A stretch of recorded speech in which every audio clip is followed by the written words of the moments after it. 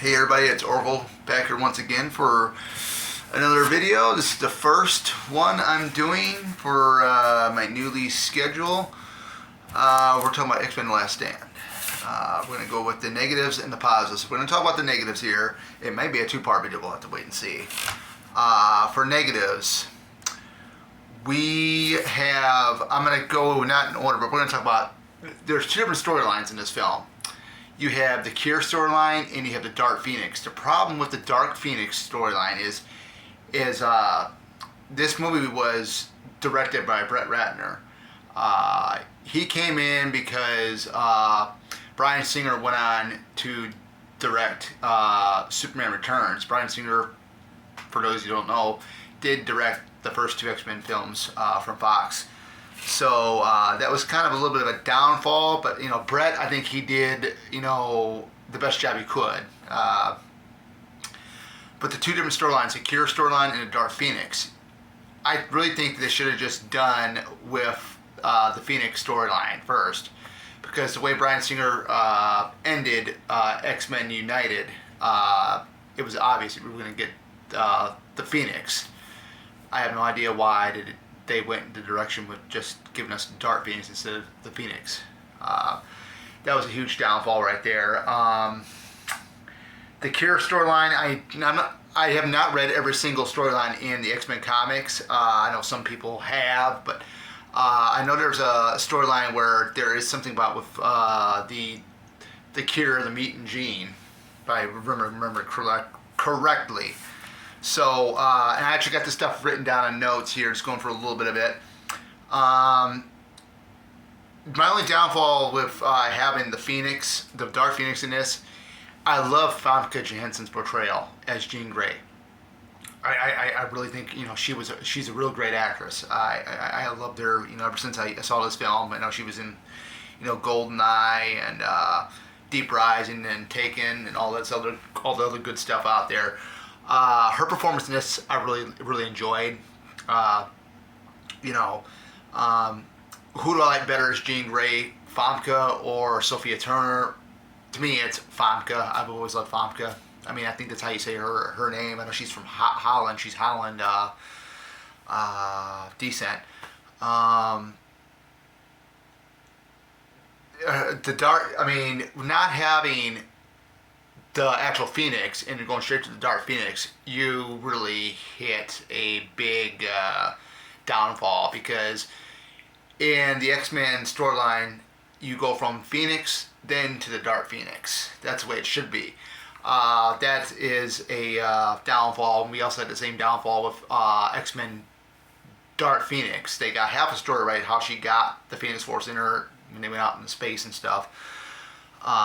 There was no indication how she got the Phoenix Force in her in this film, but it is what it is. So the Cure storyline, that was, I think they should have had, like I said, they should have just had both storylines separate. Now we got the Phoenix storyline, which I combined together, was not done right. Cyclops being killed off. I thought, James Marsden was a great Cyclops, great Scott Summers. The thing with this one is he is very devastated with supposedly the loss of Jean Grey from X-Men United, and you can see that he really, Scott Summers Cyclops it really affected him. I didn't like the fact that they gave him little screen time, and I think it really just hurt the movie. And he's the leader of the X-Men. Now we got a real big problem here. I know my best friend does not like this film. He does not own it. He owns, I think, all the other ones, but except for this one, I decided to pick up. Hey, I'm gonna complete this when it comes to these X-Men films. I want to complete it. Juggernaut. That is terrible. I love the Juggernaut that we got in Deadpool 2. This here, the suit, the everything, and there's a scene in the film where he's kicking Wolverine, and the helmet kind of bobbles like off of his head and goes back into place. I thought that was really dumb. I mean, when you think of Juggernaut, you think of a big guy, but you didn't get that in this. I forgot the actor that plays him. I mean, I was a little skeptical on that, and I just didn't like it. Kitty Pryde. You go back to this X-Men and in the first two X-Men, you had 3 different actresses play Kitty Pryde. You had one actress in the first X-Men, then you had a different actress in X-Men 2 United, and then you have Ellen Page in X-Men 3 The Last Stand. When people probably think, who's Ellen Page? Well, Ellen Page, she is an actress, or was an actress, or is, but she transformed herself into a male. She's transgender now, so she goes by the name, or he goes by the name of Elliot Page, which, that was her choice, but I love the Kitty Pryde character because the character's from Deerfield, Illinois, and I live here in Illinois, and what a way to represent. I think they could have went with a better actress. I wish they would have stuck with the first actress that was in X-Men 1, or even with the actress that was in X2. I don't know why they had to re-switch actresses out for Kitty Pryde. That was a whole other thing. Which I do not have down on here is Rogue. Now, Rogue never had the powers, the ability to fight, the superhuman strength. She got that from Ms. Marvel, and I believe the reason why she didn't have those in there is because they didn't have the rights to the Ms. Marvel character. I don't know the whole thing behind all that, but from I know in the comics, before Rogue had those powers, she just had the ability to go ahead and steal other mutants' powers with the slight touch of her skin, because she can't make skin-to-skin contact, or else she'll take someone's powers, or for as a human, will suck their life out of them pretty much. So I got the DVD right here. I've been watching it little by little after work. I got too much stuff going on during the daytime anyway to sit and watch movies unless it's like on a weekend. But there is a deleted scene in the film, and I don't like to spoil anything from anybody, but with the whole cure thing, I love the deleted scene better than what we got in the film. I mean, like I said, she didn't do much in these films as star power as Anna Paquin is. I love Anna Paquin, but I wish they would have given her more things to do in these films. But it is what it is. Mystique too. We didn't get to see Mystique much. Her powers got robbed from her. I mean, she sacrificed herself for Magneto before he was going to get shot at with the cure cartridge gun and stuff. That was that was a shame there. Of course, when I saw this in theater back in 2006, it was heartbreaking seeing Xavier getting obliterated by Dark Phoenix. But as for the positives, the best positive of all, my number one favorite positive of this film is Kelsey Grammer as Beast. No offense to Nicholas Hoult in the X-Men First Class saga as Beast. Kelsey Grammer embodied Hank McCoy, aka Beast, in this film. I loved him so much in this film. To me, it is one of the best parts of the entire X-Men Last Stand movie. Now, for Storm having a huge role in this, there was a whole reasoning behind that, and that was because Halle Berry had basically wanted a bigger role, or she wasn't going to do the film. And, Storm is my favorite female character of the X-Men. So, we got to see more Storm, her powers, more of the flight that she has, flying around. I thought she was great. I really do. And I actually got an 8x10 of Halle Berry as Storm from that film sitting right here on the wall, which is pretty cool. So, that was another positive. Some fans probably say, "Oh, Halle Berry wanted more screen time, this and that, and she's overrated and this and that." And like I said, I love Halle Berry. I've always loved her.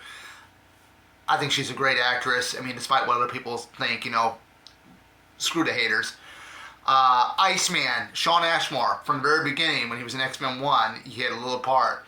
he had a little bit more of a bigger part in X2, and in this one we get to see him more and more and more, and we get to see him take on his old friend, which is Pyro. That was great. The thing that they missed on this is that, from what I remember, Iceman and Kitty Pryde never had a relationship going on. It was always Kitty Pryde and Colossus, which I have no idea why the writers on the film decided to go that way, because you had Daniel Clodemore, I think that's how you say his last name, I'm probably butchered that, his character was in it. It should have been Kitty Pryde and Colossus instead of Kitty Pryde and Iceman having a relationship. But like I said, I have no idea why they went that route, but Iceman was great. Colossus is another one. I loved his performance in this one. He had like a small part in the second one. From what I remember in the first one, you didn't see him in the first one, but I really liked him in it. But I think Deadpool, the Deadpool movies, got Colossus right, you know, with the Russian accent and all that, and he looked way better. Like I said, I mentioned before, Famke Janssen's performance in this as Jean Grey, Dark Phoenix, I loved it. I really, really loved it a lot. We can't go wrong with Hugh Jackman. I mean, Hugh Jackman alone is what made this movie really good as well. You know, you can't go wrong. I'm really excited to see him in Deadpool 3 when it comes out. And I heard there's rumors that Halle Berry, Famke Janssen, and James Marsden are coming back to play as Jean Grey, Cyclops, and Storm in Deadpool 3. So we'll see. Hopefully that rumor is true. Because I'm already pumped up because, you know, the X-Men are coming in to the MCU, and it's basically happening with Deadpool 3. If that's true, I mean they're already coming in. You know, I mean you already had Charles Xavier in Doctor Strange in the Multiverse of Madness. I know it was like an alternative time with him, but yeah, I mean the positives in this film are good. I really enjoyed it. The only downfall is that I wish Bryan Singer would have held off on Superman Returns, came back and would have done X-Men 3, because I would have loved to see his version, because his version would have been different. The negatives are, you know, you got Juggernaut, the two storylines, the Dark Phoenix saga. You go from the Dark Phoenix saga, you go to the Dark Phoenix saga right away instead of the Phoenix saga, which I think is a bunch of crap.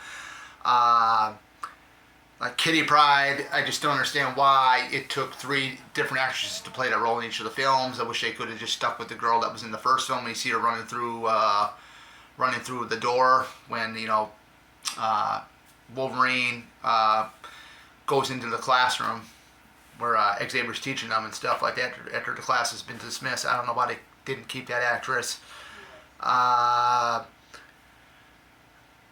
Other than that, that is it. I mean, this is my review. Is it a good film? Is it a bad film? It's like in between. I like it. There are some things I don't like about it, but that's, you know, everybody's going to have a different taste. I mean, there's different films out there that you're not going to like, that you don't like this part in it, you don't like that part in it, especially these are comic book movies. For some reason, I don't know why Hollywood can't get half of these right. I don't know, particularly this one, why they put 2 different storylines in it. I think it should have just been one. The great thing about it is Hugh Jackman, Famke Janssen, Halle Berry's performance in it. Kelsey Grammer is the standout for me in the film.